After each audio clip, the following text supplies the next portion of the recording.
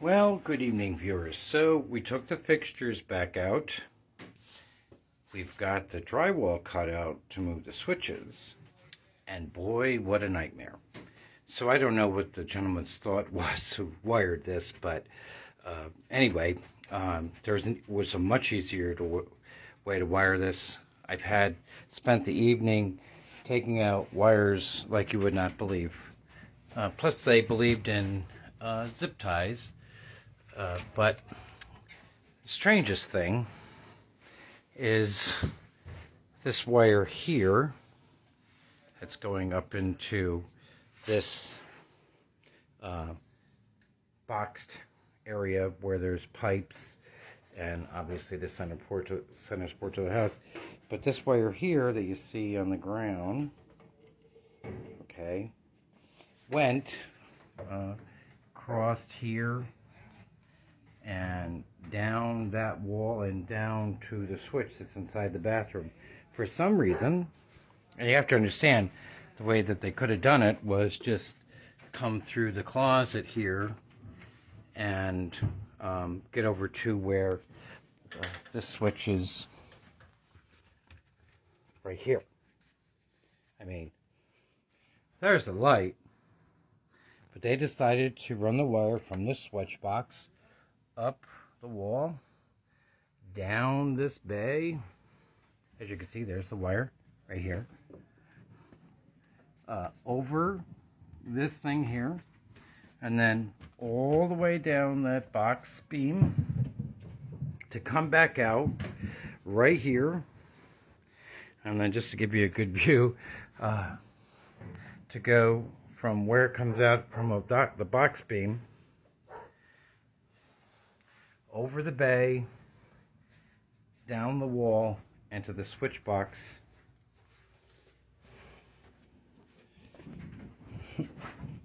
That was right here. Now you think about it, there's the switch there, the other switch is right there. What's the fastest way to get there? I don't know. Right like this maybe? And down. I have no idea what they were thinking. In addition to that, they had run a power line from this GFI outlet, again, out through here, over, across this ceiling this time, and then over here, and then down to that switch box, where these could have just been wired in as end of the run switches for 3 ways. I have no idea what this person was thinking. I just wouldn't have wired it that way. So I've been debating where's the value here.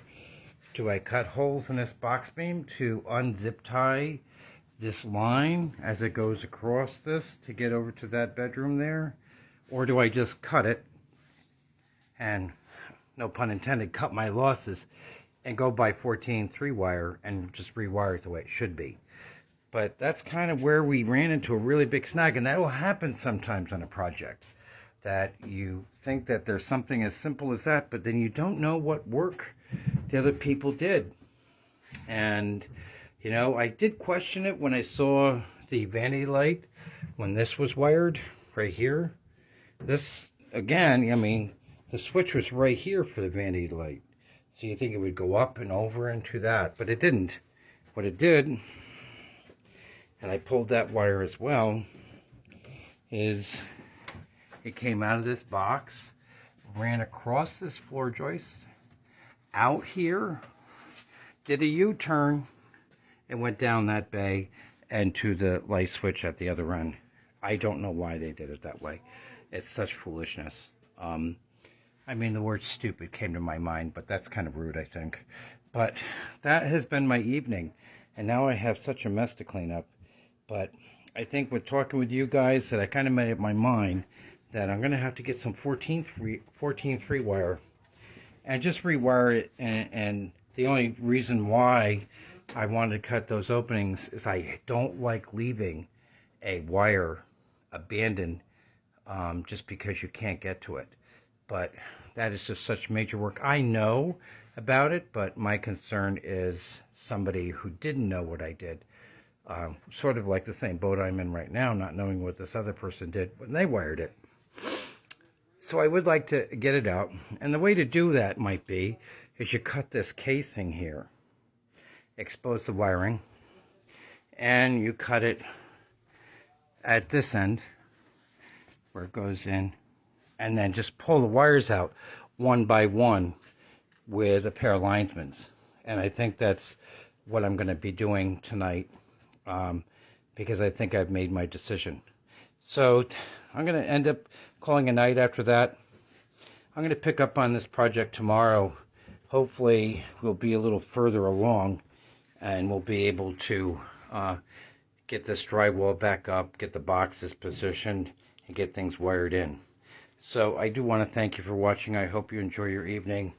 And again, tune in tomorrow. Thanks. Bye-bye.